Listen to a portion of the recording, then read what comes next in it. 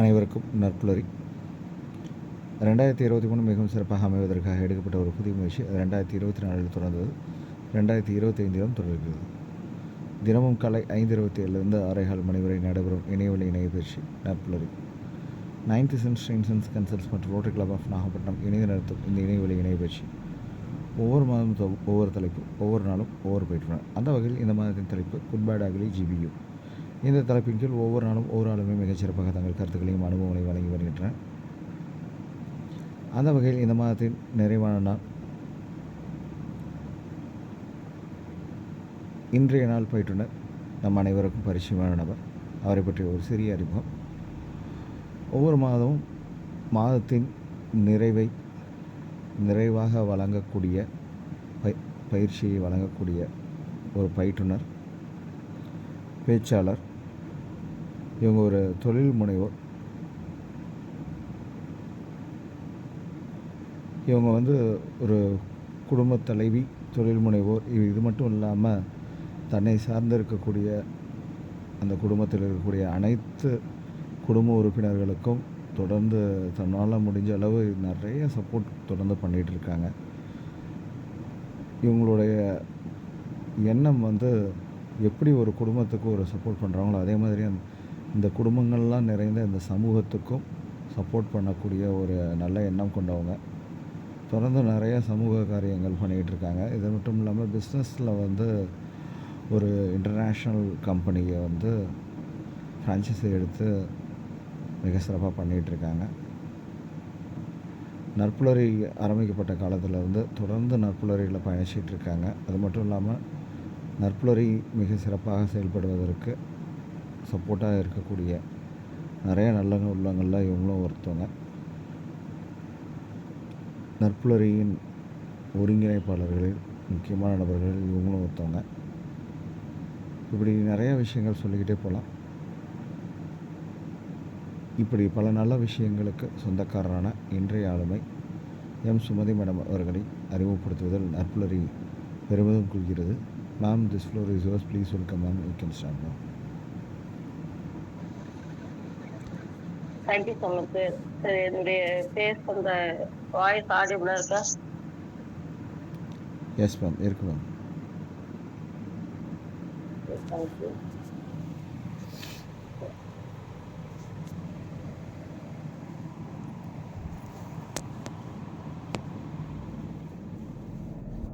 அனைத்து நற்புலரி நண்பர்கள் அனைவருக்கும் என்னுடைய இனிய காலை வணக்கங்கள்.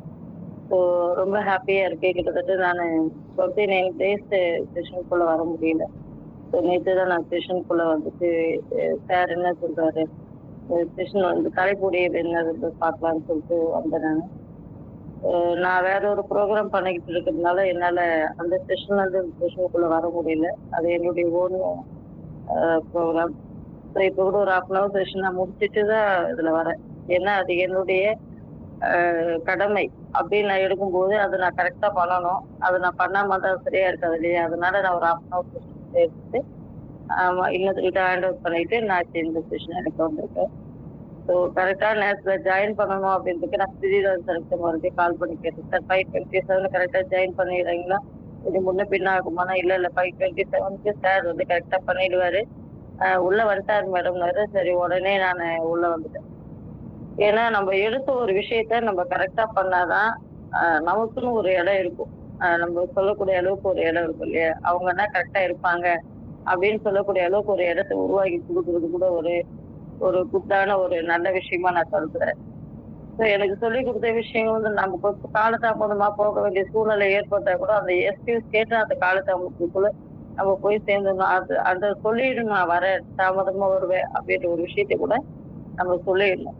ஏன் அதை சொல்ல வரேன்னா, நமக்காக மற்றவங்க காத்திருக்கும் போது இப்போ அவங்களுக்காக நம்ம இந்த ஒரு விஷயத்த சொல்றது நம்ம கடமை நான் நினைக்கிறேன். அதுக்காக ஸோ இப்போ நம்ம தலைப்பு பார்த்தீங்கன்னா குட் பேட் அக்லி அப்படின்ற தலைப்பு. ஸோ நம்ம குட்டுன்னா நீங்க எந்தெந்த விஷயத்துல குட்டுன்னு சொல்வீங்க? என் கூட கொஞ்சம் இன்ட்ராக்டே கொஞ்சம் பேச நல்லா இருக்கும்னு நினைக்கிறேன். ஸோ குட்டுனா நீங்க எந்தெந்த விஷயத்துல குட்டுன்னு சொல்வீங்க? வீரசேகரன் சார், நீங்க சொல்லலாம். குட்டுனா நீங்க எந்த விஷயத்துல குட்டுன்னு சொல்வீங்க? அன்போடும் அறத்தோடும் மகிழ்வோடும் இன்பத்தோடும் எல்லோருக்கும் உதவி புரிந்து நாமும் மகிழ்ந்து பிறரையும் மகிழ்வித்து வாழுகின்ற வாழ்க்கை குட்ன்னு நான் நினைப்பேன். நன்றி. Thank you so much Veerasailam sir. So ஒரு Good morning, குட்னு Clary. சொன்னாங்க சார். அறம் பொருள் இன்பம் இந்த மூணும் வந்து எய்தர் சைடு 2 சைடுல இருந்ததுன்னா அது குட்னு நான் ஃபீல் பண்றேன்.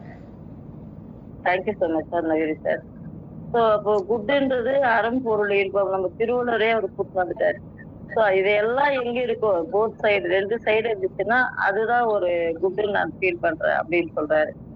Thank you so much Veerasailam sir Naveeri sir. Sir பேடுனா எதை ஃபீல் பண்ணீங்க பிருத்திவிராஜ் சார்? நீங்க பேடுனா நான் இதெல்லாம் நான் ஒரு பேடா ஃபீல் பண்றேன் அப்படின்னா எதை சொல்லுங்க?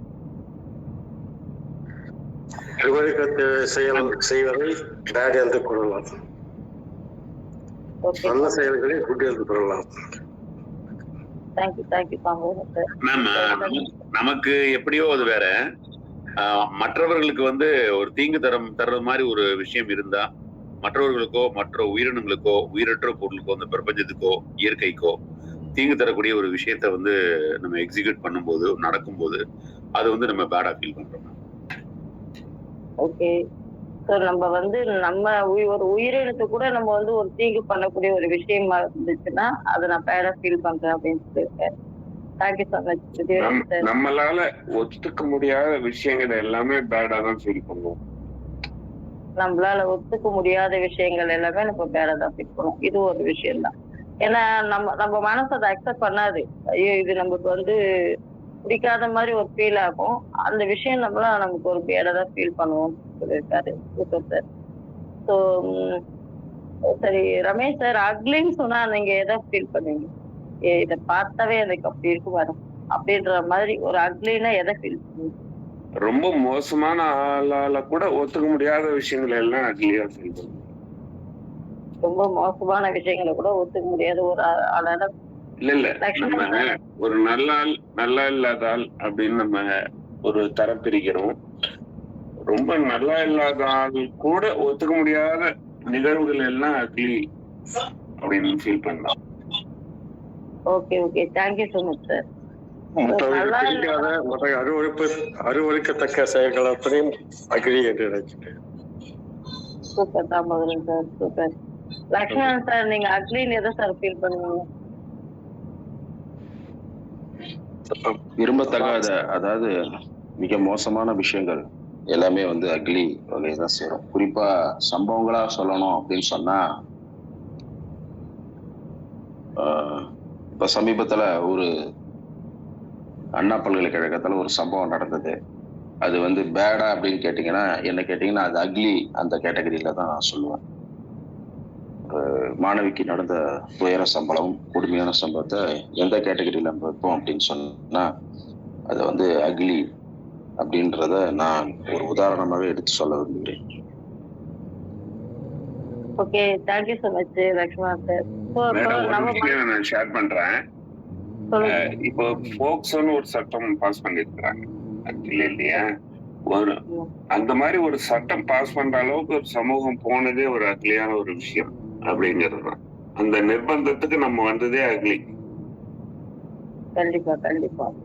ஸோ ஒரு போக்சோ சட்டம் வந்து இது வந்திருக்கு. அந்த சட்டமே வந்ததே ஒரு நான் அக்லியா ஃபீல் பண்றேன் அப்படின்னா அந்த சட்டம் வருவதற்கு வரக்கூடிய சூழ்நிலையை உருவாக்கி ஒரு அக்லியான ஒரு சூழ்நிலை நடந்திருக்கு. இதுதான் நான் வந்து அக்லியா ஃபீல் பண்றேன் அப்படின்னு Lakshmanan sir and Ramesh sir சொல்லியிருக்காங்க.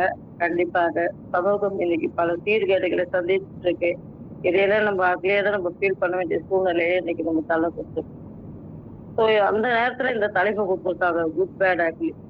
ஸோ அப்போ நம்ம மனசுக்குள்ள நம்ம ஒவ்வொருத்தருக்குள்ளயும் ஒவ்வொரு கருத்துக்கள் இருக்கு. ஆனா எல்லா கருத்துக்கும் ஒரு மைய கருத்துன்னு வரப்போனா கண்டிப்பா குட்டுன்னு வரும்போது ஒரு அன்பு செலுத்துறது, பேடுன்னு வரும்போது நம்ம விரும்பத்தகாத ஒரு விஷயம், அக்லின்னு வரும்போது அது அதாவது வேண்டான்னு ஒருத்தர் நினைக்கிற ஒரு கேரக்டர் கூட அது இதுவா நினைக்க கூட ஒரு ஃபீல் பண்ணக்கூடிய ஒரு விஷயம் அது அக்லி அப்படின்ற மாதிரி கொண்டு வந்துக்கூடிய இந்த விஷயம் இதையெல்லாம் நம்ம நாட்டுல நடந்துகிட்டே தான் இருக்கு. ஸோ இது எல்லாமே நம்ம தடுக்க முடியுமானா ஏன் தடுக்க முடியும்? எல்லாமே தடுக்க முடியும். இதுக்கெல்லாம் பல விஷயங்கள் இருக்கு. அதுக்கு அதை எடுத்து நம்ம முன்வைக்கிறதுக்கு கூட ஒரு தைரியம் இல்லாத சூழ்நிலையில தான் இப்ப நம்ம போயிட்டு இருக்கோம். ஸோ நம்ம குட்னு எடுத்துக்கலாம். குட்ன்னு எடுத்துட்டா நீங்க ஒவ்வொருத்தரும் நிறைய பேர் நிறைய விஷயங்கள் பேசிருப்பீங்க. பட் ஆனா அந்த செஷனுக்குள்ள நான் இருந்திருந்தேன்னா கண்டிப்பா நிறைய விஷயங்கள் நீங்க உங்க இடத்துல நான் லேர்ன் பண்ணிருப்பேன். பட் அதை நான் மிஸ் பண்றேன்.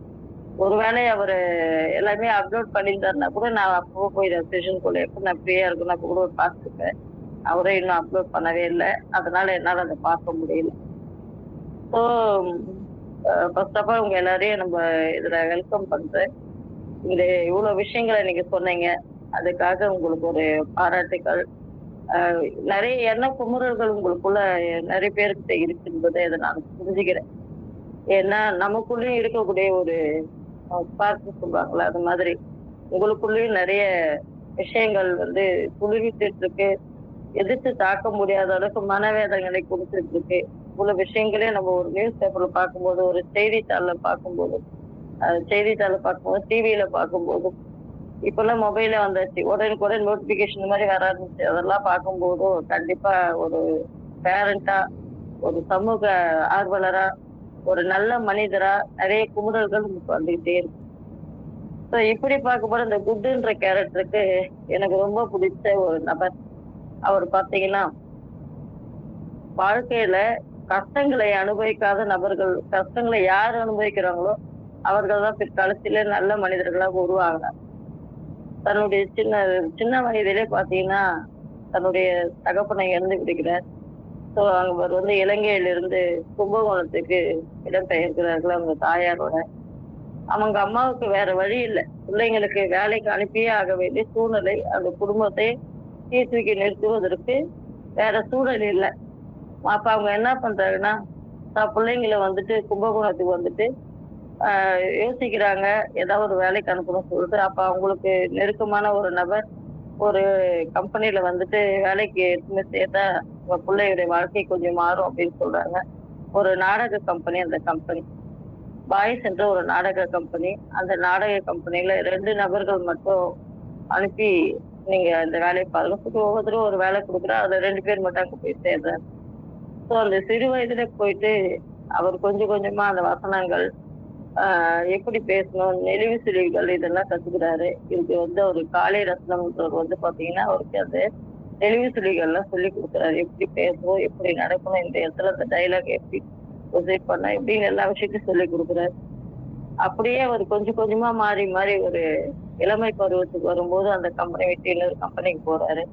ஸோ அங்க போயிட்டு சினி உலகத்துக்கு வரக்கூடிய ஒரு சூழ்நிலை அந்த இடத்துல உருவாகுது.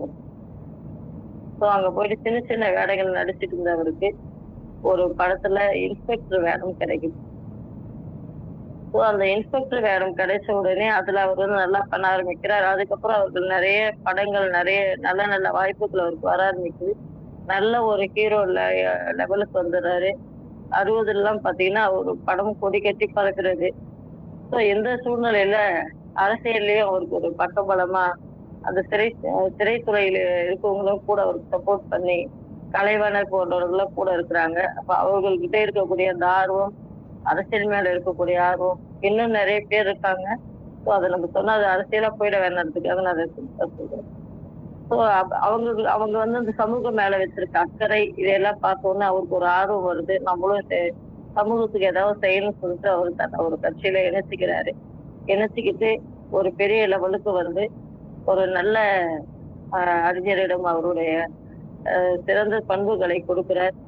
அப்போது அவர் சொல்றாரு, ஒரு டைம் எலெக்ஷன் வருது. அப்ப அவர் கேட்கிறார், நிதியை கொடுக்க முடியுமா அப்படின்னு கேட்கும்போது, நான் 1 லட்சம் ரூபாய் நிதியை கொடுக்குறேன் அப்படின்னு முன்னோது கொடுக்க வர்றாரு. அப்ப அவர் சொல்றாரு, நீ வந்து உங்ககிட்ட இருக்கிற பணம் வந்து பேங்க்ல இருக்கிற பணம் மாதிரி, என்கிட்ட இருக்கிற பணம் மாதிரி. அதனால அந்த பணம் முக்கியம் இல்லை. நீ வந்து நின்னா மட்டும் போதும். உன்னுடைய முகத்துக்காக, உனக்காக, உன் அன்புக்காக இங்க ஏகக்கூடிய மக்கள் கண்டிப்பா என்னை ஜெயிக்க வைப்பாங்கன்னு சொல்றாங்க. அதே மாதிரி அவர் போயிட்டு நிக்கிறாரு. மக்களிடம் பேசுறாரு. பேசுறதை கேட்ட உடனே மக்கள் எல்லாமே சின்ன பசங்கள்ல இருந்து, அதாவது ஒரு இளம் வயது பசங்கள்ல இருந்து முதியவர் வரையில் பார்த்தீங்கன்னா அவர் மேல அவ்வளவு ஈடுபாடு, அவ்வளவு பற்று, அவ்வளவு பாசம். ஏன்னா நம்ம திருவள்ளுவர் சொல்லியிருக்காரு இல்லையா, நன்றிக்கு வித்தாகும் நல்லொழுக்கம் தீயொழுக்கம் என்றும் இடுமை தரும் அப்படின்னு சொல்லி.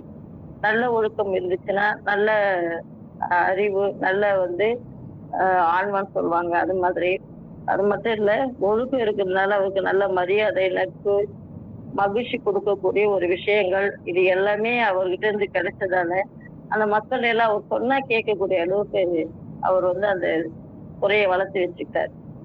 அது மட்டும் இல்ல, சினிமால தனக்குன்னு ஒரு இடத்த வந்து மாத்தி வச்சுக்கிட்டார். முதல்ல வரும்போது வந்த விஷயம் வேற. வந்த பின்னாடி தனக்குன்னு ஒரு அடையாளம் இருக்கணும் அப்படின்ற மாதிரி ஒரு அடையாளத்தை கிரியேட் பண்ணி வச்சுக்கிட்டாரு. அந்த அடையாளம் மாதிரியே அவர் வாழ்ந்தும் காமிச்சாரு. இன்றைக்கும் நம்மளோட வாழ்ந்துட்டு இருக்கக்கூடிய ஒரு நல்ல மனிதர். அப்படிப்பட்ட ஒரு நல்ல மனிதர். ஏன்னா இது இது இதை விட நான் குட்டுக்கு சொல்றதுக்கு வேற எதுவும் ஒரு நல்ல விஷயமா இருக்குதா எனக்கு தோணல. எனக்கு நான் உங்க எல்லாருக்கும் சொல்ல முடியாது. ஏன்னா ஒவ்வொருத்துக்குள்ள ஒரு குட் ஹேபிட் இருந்திருக்கும். ஸோ எனக்கு ரொம்ப பிடிச்ச ஒரு பாத்திரம் கூட சொல்லலாம். அவரு நல்ல மனிதர். இன்றும் என் மனசுக்குள்ள அவரை மாதிரி ஒருத்தரை நான் அந்த இடத்துக்கு நம்ம போகணும் அப்படின்ற மாதிரி நினைச்சிருக்கேன். பட் அரசியல இல்ல, அந்த கேரக்டர்ல எல்லாருக்கும் நல்லது செய்யறதா இருக்கட்டும், அன்பு செலுத்ததா இருக்கட்டும், அரவணைக்கதா இருக்கட்டும், இந்த எல்லா விஷயத்திலும் சமூக ரீதியா நம்ம பார்க்கும்போது நம்மளும் அது போல இருக்கணும் அப்படின்னு எனக்கு சின்ன வயதுல இருந்து உருவாக்கின என்னை செதுக்கிய ஒரு நபர் கூட சொல்லலாம். அவரை பார்த்து பார்த்து நான் வளர்ந்துருக்கேன். ஸோ அவரை பார்த்து வரும்போது அவர் செய்யும் போது இங்க சினிமா தான் நடிச்சுட்டு போறாரு அப்படி இல்லாம அங்க என்ன சொன்னாரோ அந்த செயலும் செஞ்சு காமிச்சார். அப்படிப்பட்ட ஒரு நபர். இந்த நல்லூர் இந்த குரலுக்கும் சொந்தக்காரன்னு நான் சொல்லுவேன். இந்த குரலுக்கு ஏத்த மாதிரி அவர் வாழ்ந்தாருன்னு சொல்லி சொல்லுவேன். அந்த குட்டுன்னு சொல்ற கேரக்டருக்கு நான் இவரை தான் சொல்றேன். ஷேர் பண்ணுங்க.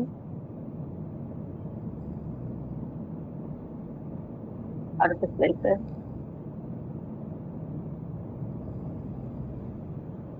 Next slide. இவரை தான் சொல்றேன். நான் சொல்லும் போதே நீங்க எல்லாருமே கண்டிப்பா கெஸ் பண்ணிருப்பீங்கன்னு நான் நினைக்கிறேன்.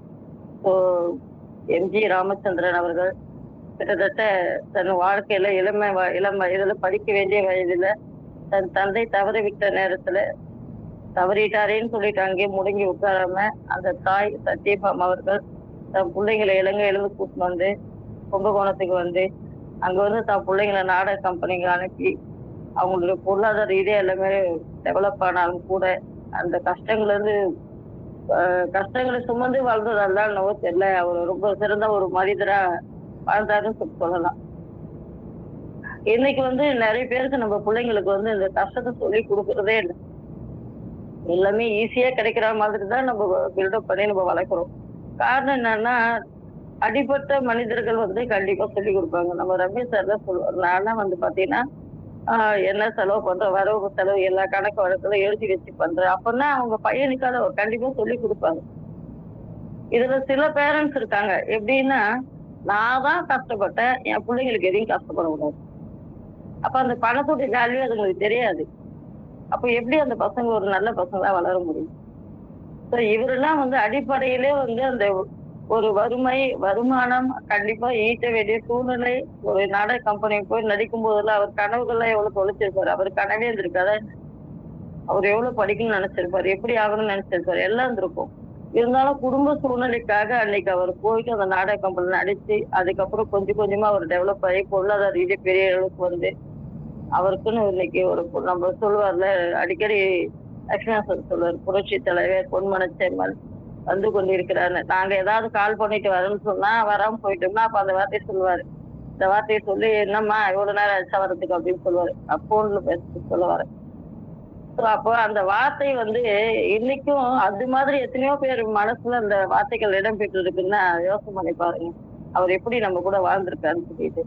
இன்னைக்கும் அவர் இல்லைனாலும் இன்னைக்கும் அவருக்கு பிறந்தநாள் கொண்டாடப்படுகிறது, இறந்த நாள் கொண்டாடப்படுகிறது. நம்ம எத்தனை பேருக்கு இதெல்லாம் நடக்கணும் நமக்கு தெரியாது. ஏதோ பிறந்தோம் வாழ்ந்தோம் அப்படின்னு போயிட்டே இருக்கும். நம்ம பாத்தீங்கன்னா எத்தனை காலம் மனிதன் வாழ்ந்தான் என்பது கேள்வி இல்லை. எத்தனை காலம் மனிதன் வாழ்ந்தான் என்பது கேள்வி இல்லை. அவன் எப்படி வாழ்ந்தான் என்பதை உணர்ந்தால் வாழ்க்கையில் தோல்வி இல்லை. அவன் எப்படி வாழ்ந்தான் என்பதை உணர்ந்தால் வாழ்க்கையில் தோல்வி இல்லை. அப்படி வாழ்ந்தவர் தான் இவர். இப்படிப்பட்ட ஒரு நல்ல மனிதரை நான் குட்ன்ற கேரக்டருக்கு குட்ன்ற ஒரு சப்ஜெக்டுக்கு நான் சொல்றதுக்கு நான் கடமைப்பட்டிருக்கேன். அது எனக்கு கடமையாவே நான் நினைக்கிறேன். ஸோ உங்க எல்லாருக்குமே இந்த இவரை குட்டு நான் சொல்றதை நீங்க அக்செப்ட் பண்ணிப்பீங்க நான் நினைக்கிறேன். Thank you so much. நெக்ஸ்ட் பாத்தீங்கன்னா தலைப்பு பேட். பேடுன்ற தலைப்பு வந்து ஒரு குடும்பம், ஒரு அம்மா இருக்காங்க. பையன் வந்து பள்ளிக்கு போயிட்டு வரான். பள்ளிக்கு போயிட்டு வரும்போது அவனுக்கு அந்த பாலக்கீரைனா ரொம்ப பிடிக்கும். ஸோ அவன் வர வழியில நாயுடு வீட்டு கொல்லையில வந்து பாலக்கீரை போட்டிருக்காங்க. ஸோ அந்த வழியா வரும்போது அவன் பார்க்கறான். அந்த பாலக்கீரை அவனுக்கு பிடிக்குன்றதான் அந்த பாலக்கீரையை கிள்ளி எடுத்துட்டு வரான், வீட்டுக்கு எடுத்துட்டு வரான். அவங்க அம்மாட்ட வந்து, நம்ம பாலக்கீரை எனக்கு பிடிக்கும் தானே, நான் இங்க எடுத்துட்டு வந்திருக்கேம்மா, எனக்கு செஞ்சு கொடுமான்னு சொல்றான். அப்ப அந்த அம்மா வந்து கேக்குறாங்க, பாலக்கீரை ஏதுன்னு. நாயுடு வீட்டு கொல்லையில எடுத்துட்டு வந்தேன் அப்படின்னு சொல்றான். அப்படி அப்பன்னு சொல்லி செஞ்சு கொடுத்துறாங்க. சிறிது நாள் போன உடனே மறுபடியும் மாங்காய் எடுத்துட்டு வரான். அம்மா எனக்கு மாங்காய் பச்சடி செஞ்சு கொடுமா, சாப்பிடணும் போல இருக்கு அப்படின்னு சொல்ற. சரி, அவங்க மாங்காய் பச்சடி செஞ்சு கொடுக்குறாங்க. ஸோ இதுவே நாளுக்கு நாள் கொஞ்சம் பெருகி பெரிய பிரச்சனையில போய் மாட்டுறான். ஒரு போலீஸ் வந்து அவனை அரெஸ்ட் பண்ணிடுறாங்க. அப்ப வந்து அந்த அம்மா அழுகுறாங்க போயிட்டு, என் பையன் என்ன தப்பு பண்ணிட்டா, நீங்க இனிமே அந்த அரெஸ்ட் பண்ணுற பையனை விட்டுட்டுங்கன்றாங்க, உன் பையன் இந்த இடத்துல திருடிட்டான், அதனால நாங்க அரெஸ்ட் பண்றோம் அப்படின்னு சொல்லிட்டு அந்த பேரண்ட்ஸ் கிட்ட அவங்க சொல்றாங்க. அப்ப இந்த அம்மா உட்காந்து ஓன அழ ஆரம்பிக்கிறாங்க. அப்போ வந்து அந்த காவல்துறை அதிகாரிகிட்ட, அந்த பையன் ஒரு நிமிஷம் இருங்க, நான் எங்க அம்மாட்ட ஒரு விஷயம் மட்டும் பேசிட்டு வந்துடுறேன் அப்படின்னு சொல்றான். அப்போ அந்த பையன் போயிட்டு கேக்குறாங்க அம்மா கிட்ட, அம்மா இப்போ என்ன போலீஸ் வந்து அரெஸ்ட் பண்றாங்கன்னு சொல்லிட்டு நீ வந்து அழுவுறியே, நான் ஃபர்ஸ்ட் நாயுடு வீட்டு கொல்லையில இருக்கக்கூடிய பாலக்கீரை எடுத்துட்டு வரும்போது பாலக்கீரையை நீ அவங்க கிட்ட கேட்டு வாங்கிட்டு வந்தியா, இல்ல தெரியாம திருடிட்டு வந்தியான்னு சொல்லி என்ன ஒரு வார்த்தை கேட்டு அது தவறு நீ என்ன சொல்லியிருந்தீன்னா அப்ப நான் தெரிஞ்சிருப்போம்ல, இவ்வளவு பெரிய தப்பான ஒரு விஷயத்துக்கு நான் வந்திருக்க மாட்டேன்ல அப்படின்னு அந்த பையன் சொல்றாரு. அடுத்து நான் மாங்காய் வாங்கிட்டு எடுத்துட்டு வந்தேன். அப்ப இந்த மாங்காவாவது ஏதுடா, இது மாதிரி வேலை பண்ணக்கூடாதுடா, தப்புடான்னு சொல்லி எனக்கு அப்ப சொல்லியிருந்தேன்னா நான் அப்பயாவது தெரிஞ்சிருப்பேன்ல. நான் ஒவ்வொரு செயல் செய்யும் போது நீ எதுவுமே என்னை திட்டல, திருத்தல. அப்ப நான் செய்யறது கரெக்டுன்னு நினைச்சு நான் செய்ய ஆரம்பிச்சேன். அதன் விளைவுதான் நான் இப்ப இன்னைக்கு இங்க போய் நிக்கிறேன். அப்போ நான் இந்த தவறு பண்ணதற்கு முழு முதற் காரணமே நீதான், என்னை திருத்தாம போனதுதான் காரணம் அப்படின்னு சொல்லிட்டு அந்த பையன் சொல்றான். ஸோ நம்ம பண்ணிட்டு இருக்கக்கூடிய விஷயம் இது. நம்ம பசங்களுக்கு சொல்லி கொடுக்க வேண்டிய ஒரு விஷயத்த நம்ம சொல்லி கொடுக்குறோமானா இல்லவே இல்லை. ஏன் சொல்லி கொடுக்கறது இல்ல? அது தவறுன்றது சொல்லி கொடுக்குறதுல நமக்கு என்ன பிரச்சனை இருக்கு? இன்னைக்கு நிறைய பேர் அந்த விஷயத்த பண்ணிட்டுதான் இருக்காங்க. தவறுன்னு சொல்லி கொடுக்கறது கூட தவறிடுறாங்க. ஸோ அந்த தவறு பண்றதுனாலதான் இன்னைக்கு நிறைய குற்றங்கள் வந்து இன்னைக்கு பெரிய அளவுக்கு உருவாகிட்டு இருக்குன்னா அது காரணம் நம்ம வளர்ப்பு முறையில இருக்கக்கூடிய நிறைய தவறுகள் தான் நான் சொல்லுவேன். இதை நான் பேடா ஃபீல் பண்றேன். Next slide sir.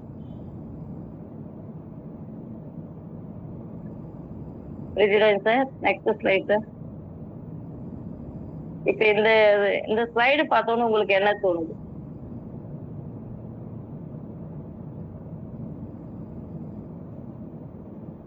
Ramesh sir நீங்க சொல்லலாம். இந்த ஸ்லைடு பார்த்தோன்னே உங்களுக்கு என்ன தோணுது?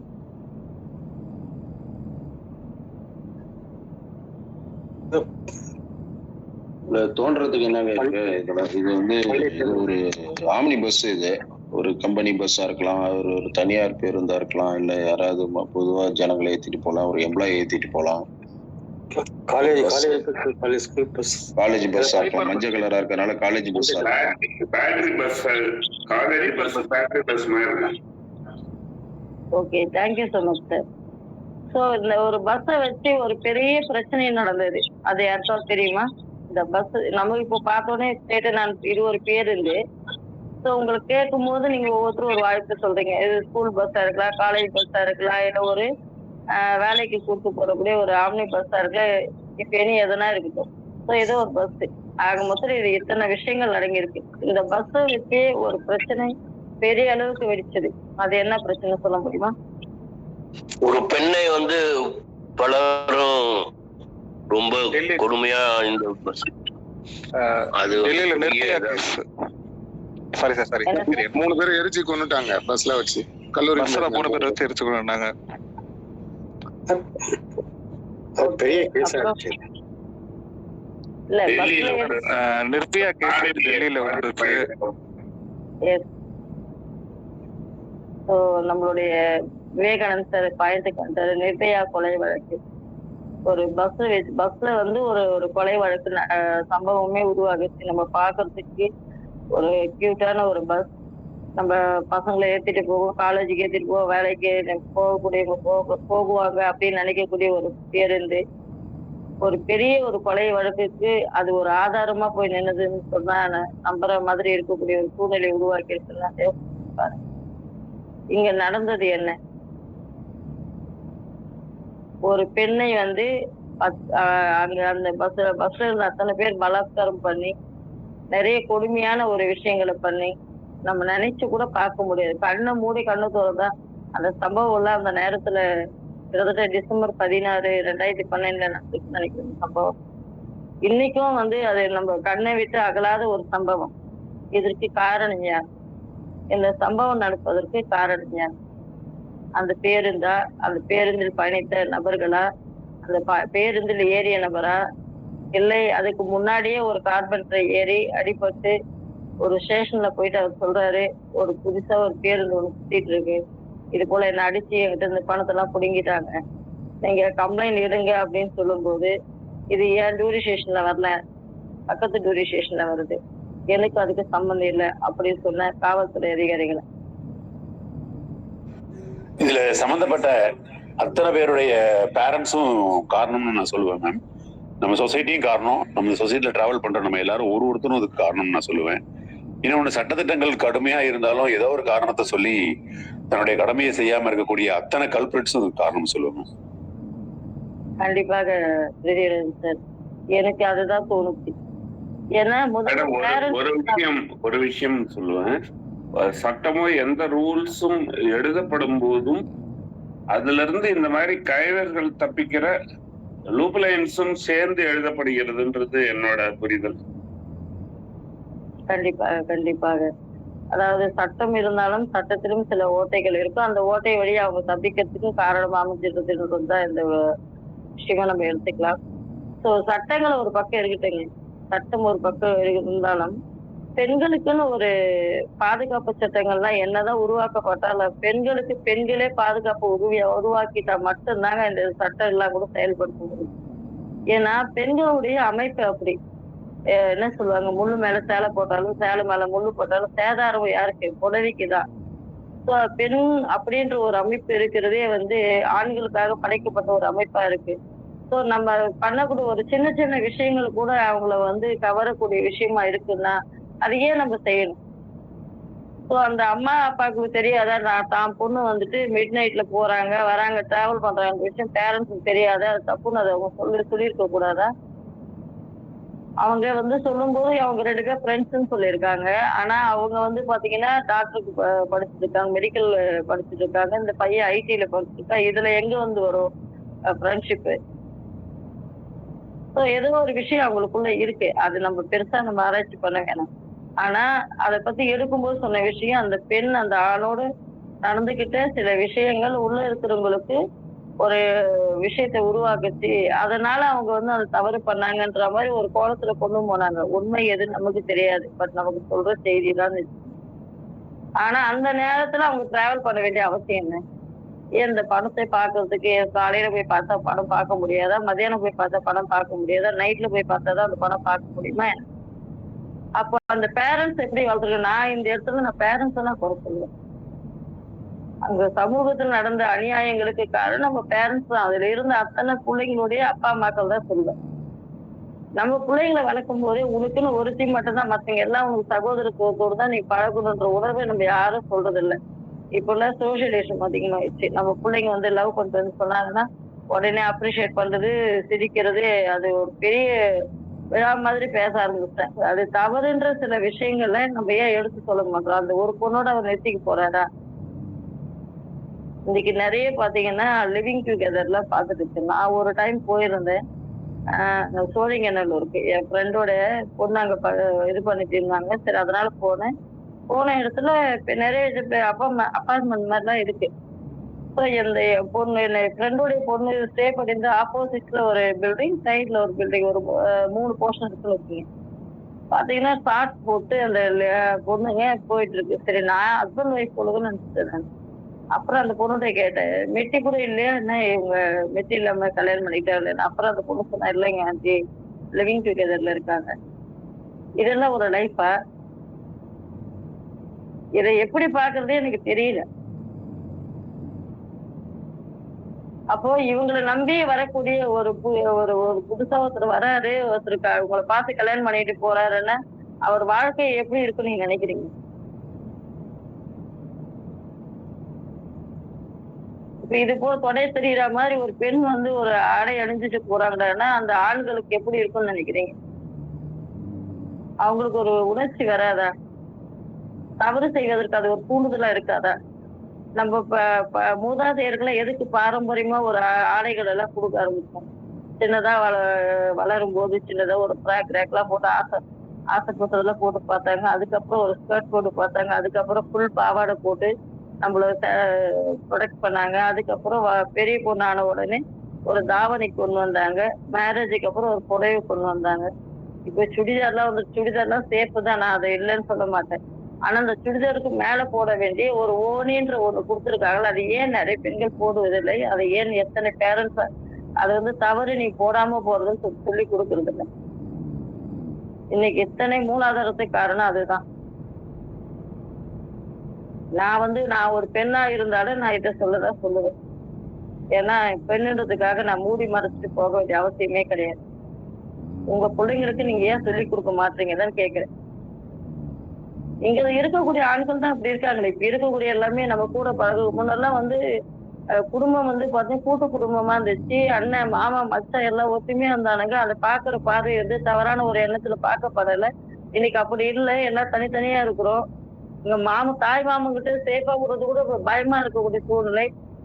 பாட்டன் கிட்ட பேசி விடுறது கூட கஷ்டமா இருக்கக்கூடிய சூழ்நிலை. இப்படி எல்லாம் உருவாகிட்டு நிறைய நியூஸ் பேப்பர் செய்திகளை பார்த்துட்டே இருக்கணும். ஆனா இங்க என்ன நடந்துட்டு இருக்கு? இங்க எத்தனை அசிங்கங்களையும் அவமானங்களையும் நம்ம சந்திச்சுட்டு இருக்கோம். இதுக்கெல்லாம் காரணம் யாருன்னு பாத்தீங்கன்னா கண்டிப்பா பேரண்ட்ஸா இருக்க, இன்க்ளூடிங் மீ ஆல்சோ, என்னையும் சேர்த்துதான் சொல்றேன். ஒரு பேரண்ட்ஸ் ஒரு பிள்ளைங்க கிட்ட என்னென்ன சொல்லி கொடுக்கணுமோ அதை சொல்லி கொடுத்தே ஆகணும். என் பையனுக்கு பொண்ணு தேடிட்டு இருக்க, அவங்க சொல்றாங்க, ஏன் உன் பையன் லவ் பண்ண மாட்டானா? ஏதாவது ஒரு பொண்ணு லவ் பண்ண சொல்ல வேண்டியதானே அப்படின்னு என்ன கேட்டாங்க. என் பையன் இது மாதிரி சொல்றாங்கடான்னு சொல்லி சொன்னேன். அவங்களுக்கு வேலை வெட்டி இல்லை, அவங்க கூட அக்கா தகப்பு சொன்னாங்களான்னு கேளுமா அப்படின்னு. அதுக்கு சம்மந்தம் இல்லைன்னு வச்சுங்க. ஆனா அந்த ஒரு விஷயத்த ஏன் சொன்னான்னா, நமக்கு யார் ஒருத்தர் செலக்ட் பண்ணி கொடுக்குறோம் அவங்கள லவ் பண்ணிட்டு போய்ப்போ, எதுக்கு தேவையில்லாம அந்த எண்ணத்தை உருவாக்கி வச்சுட்டோம்னா நம்ம பிள்ளைங்க எல்லாமே சேஃபா தான் இருப்பாங்க. அந்த சேஃப் ஜோன்ல நம்ம பிள்ளைங்களும் கொண்டு வர்றதுல, நம்ம பிள்ளைங்களுக்கு ஒரு நல்ல விஷயத்த சொல்லி கொடுக்கறதுல, ட்ரெஸ் கோட்ல இருந்து எல்லாமே நம்ம தப்பா சொல்லி கொடுக்குறோம். அவங்க சொல்லுவாங்க, அப்பா நான் இந்த நேரத்துக்கு போறோம்பா, அப்பா இந்த பாய் ஃப்ரெண்டு கூட பேசுறோம். இப்ப இதெல்லாம் நம்ம அக்செப்ட் பண்ணிக்கிறோம். இதெல்லாம் நம்ம அக்செப்ட் பண்றது விளைவுதான். இது போல நிறைய சம்பவங்கள் மாதிரியான நிறைய சம்பவங்கள் நடப்பதற்கு எனக்கு வழி வகுத்துள்ளதுன்னா அது இந்த காரணம் நான் சொல்றேன். இதையே நான் பேடாவும் கருதுறேன், இதையே நான் பிளேவும் கருதுறேன். Sir next slide sir.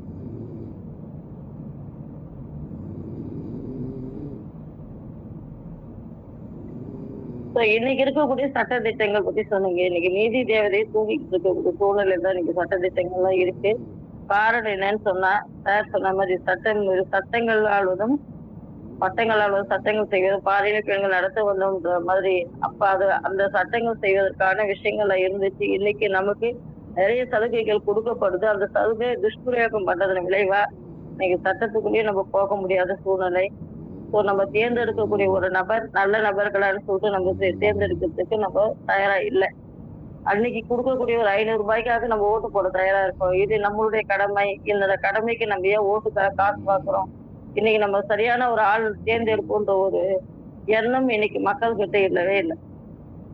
ஒரே விஷயம் சொல்றாங்க, நான் 5 வருஷம் சாப்பிட போறேன், நான் 500 ரூபாய் கொடுத்து சாப்பிட்டு போறேன், நான் பெரிய விஷயமா அப்படின்னு சொல்றாங்க. அந்த 500 ரூபாய்க்கு 5 வருஷம் நம்ம அவங்க கிட்ட நம்ம வைக்கிறோம், அடமானம் வைக்கிறோமேன்ற ஒரு உணர்வே இல்லாம போயிடுச்சு.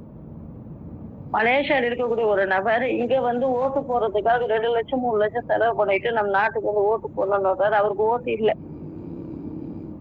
ஆனா இங்க இருக்கக்கூடிய நம்ம எல்லா கட்சிக்காரும் காசு கொடுத்தோன்னு எல்லாமே வாங்கிட்டு அதை எடுத்துக்கிட்டு நம்ம போயிட்டு வெளிநாடு சுற்றுலா பயணம் போயிடும். யாரு நல்ல ஒரு அரசாங்க அதிகாரிகள், நல்ல மெத்த படித்த மேதாவிகள், இவங்க எல்லாம் என்ன பண்ண கொடைக்கானல் ஊட்டி போயிட்டு ஏதாவது லீவ் விட்டுருக்காங்கல்ல, ஃபேமிலியோட போயிட்டு வரலாம் அப்படின்னு சொல்லிட்டு எல்லாமே போக ஆரம்பிச்சிடும். என்ன எங்க நடந்துட்டு இருக்கு? நம்ம யாரை தேர்ந்தெடுத்துட்டு இருக்கோம்? இன்னைக்கு நம்ம உரக்க பேசுறதுக்கு கூட பயமா இருக்கு. நம்ம கண் முன்னாடியே நடக்கிற ஒரு செயல் நமக்கு அருவருக்கத்தக்கதா இருக்கு, கண்டிக்கத்தக்கதா இருக்கு. நம்ம கண்டிக்க முடியல. காரணம் நம்ம தேர்ந்தெடுத்த நபர்கள் அப்படி. ஒரு விஷயத்த நீ போய் சொல்ல போனா, அது நீ ஒரு கரெக்டான ஒரு விஷயத்த கொண்டு போய் சேர்த்திருக்க. உன் மேலே அந்த பிரச்சனைய திருப்பி விட்டுருவாங்க. அப்ப யார் போய் அந்த பிரச்சனைய தீர்ப்பா? யாருக்கு தைரியம் இருக்கு அத போய் சொல்றதுக்கு? நம்ம சரியான ஒரு நபரை தேர்ந்தெடுத்திருந்தா இது எல்லாமே நம்ம சரி. ஆனா இங்க நம்ம பணத்துக்காகவும் மற்ற விஷயங்களுக்காக மட்டும்தான் நம்ம அந்த உள்நோக்கத்துக்காக தான் நம்ம அரசியல் நம்ம பயன்படுத்துறோம். சரியான நபரை தேர்ந்தெடுப்பது நம்மளுடைய கடமை. அந்த கடமையை நீங்க சரியா செஞ்சீங்கன்னா இந்த குட் பேட் அக்லி டாபிக்ல வெறும் குட்டு மட்டும் தான் இருக்கும். இந்த பேடும் அக்லியும் கண்டிப்பா வர்றதுக்கு வாய்ப்பே இல்லை. ஸோ நீங்க இதையெல்லாம் சரி பண்ணுவீங்க நான் நம்புறேன். ஸோ நல்லா இருக்கணும்னா இதை கேளுங்க சார். ட்ரை பண்ணுங்க சார். இந்த ஒரு நிமிஷம்.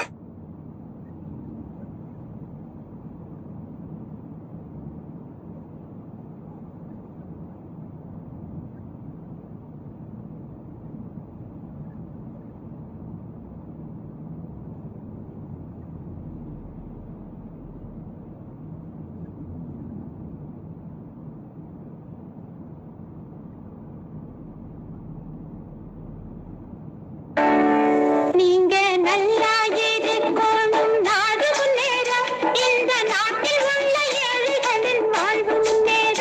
நீங்க நல்லா இருக்கணும், நாடு முன்னேற, இந்த நாட்டில் உள்ள ஏழைகளின் வாழ்வு முன்னேற. என்று நல்லவங்க எல்லாரும் உங்க பின்னாலே, நீங்க நினைச்சதெல்லாம் நடக்கும் உங்க கண்ணு முன்னாலே. என்று நல்லவங்க எல்லாரும் உங்க பின்னாலே, நீங்க நினைச்சதெல்லாம் நடக்கும் உங்க கண்ணு முன்னாலே. நீங்க நல்லா இருக்கணும், நாடு முன்னேற, இந்த நாட்டில் உள்ள ஏழைகளின் வாழ்வு முன்னேற.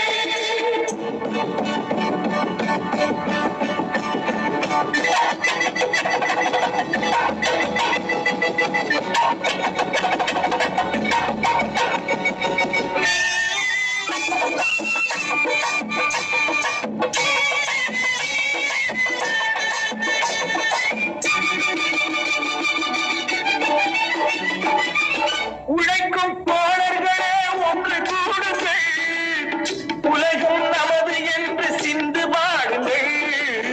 உழைக்கும் தோழர்களே ஒன்று கூடுங்கள், உலகம் நமது என்று சிந்து பாடுங்கள். மேடு பள்ளம் இல்லாத சமுதாயம் காண என்ன வழி என்று எண்ணி பாருங்கள். அண்ணா சொன்ன வழி கண்டு நன்மை தேடுங்கள். அண்ணா சொன்ன வழி கண்டு நன்மை தேடுங்கள். நீங்க நல்லா இருக்கணும், நாடு முன்னேறு, இந்த நாடெங்கும் இல்லாமல் என்றாக.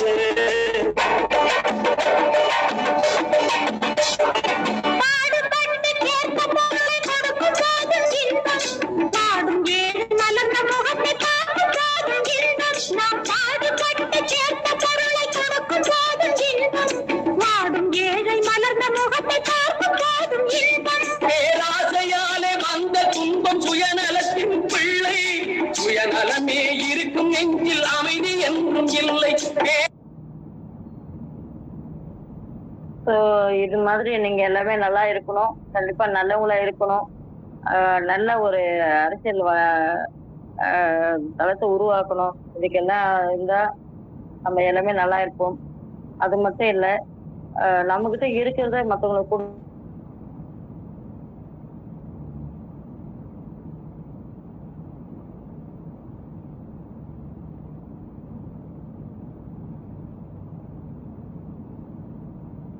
இருக்காத இருக்கக்கூடிய அந்த குணத்தை நம்ம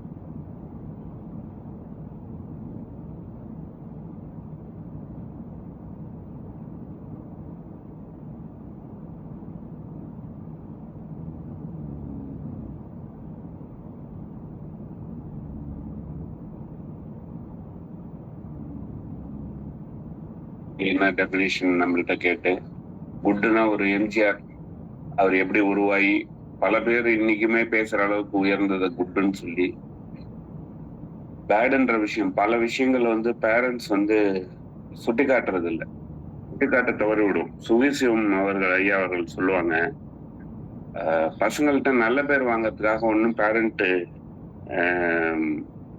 பேரண்ட் இல்லை, அவன் நம்மளை தப்பா நினைச்சாலும் சில விஷயங்களை நம்ம அந்த நேரத்துல சொல்லிதான் ஆக வேண்டிய அவசியம் இருக்கு. அவன் நம்மளை வந்து ஃப்ரெண்டுன்னு நினைச்சுக்க வேண்டாம், அப்பான்னு நினைச்சா போறோம், அம்மான்னு நினைச்சா போறோம்னு சொல்லுவார் அவரு. ஸோ அந்த வகையில ஒரு நல்லது கெட்டது சொல்லி வளர்த்தோம்னா ஆட்டோமேட்டிக்கா அந்த பேடுன்ற விஷயங்களே நடக்காது அப்படின்ற புரிய விஷயம் விதமும். அக்லின்ற விஷயம் பார்த்தோம்னாக்கா ரொம்ப ரொம்ப அவங்க அப்ரோச் எனக்கு பிடிச்சிருந்தது. ஒரு விஷயம் நடந்து போச்சுன்னு நம்ம சொல்றோம், நம்ம நிர்பயா